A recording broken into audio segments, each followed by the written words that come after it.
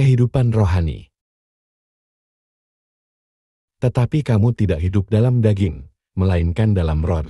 Jika memang roh Allah diam di dalam kamu, tetapi jika orang tidak memiliki roh Kristus, ia bukan milik Kristus. Roma 8 ayat 9.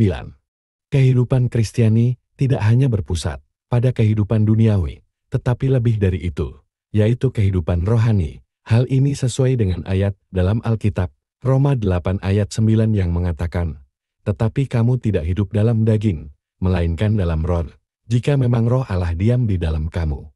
Tetapi jika orang tidak memiliki roh Kristus, ia bukan milik Kristus. Ayat ini mengajarkan bahwa kehidupan seorang Kristiani seharusnya tidak hanya terbatas pada kehidupan secara jasmani atau duniawi, tetapi lebih kepada kehidupan rohani. Kita diingatkan bahwa kita hidup dalam roh, dan roh Allah harus diam di dalam diri kita.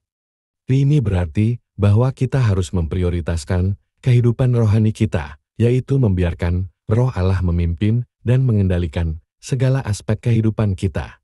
Kehidupan rohani juga mengacu pada hubungan pribadi dengan Tuhan. Kita harus senantiasa berkomunikasi, bersekutu, dan hidup dalam kesatuan dengan Roh Kristus. Tanpa kehadiran Roh Kristus dalam diri kita, kita tidak dapat dikatakan sebagai milik Kristus dalam kehidupan sehari-hari. Kita seringkali terjebak dalam kesibukan dunia dan lupa untuk memprioritaskan kehidupan rohani.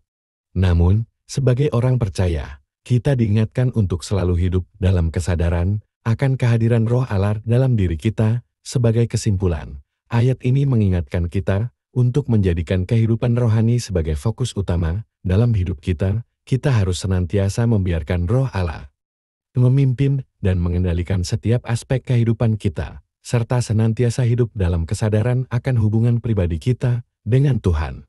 Dengan begitu, kita dapat hidup sebagai milik Kristus dan mengalami kehidupan yang penuh berkat dan berkenan di hadapan-Nya.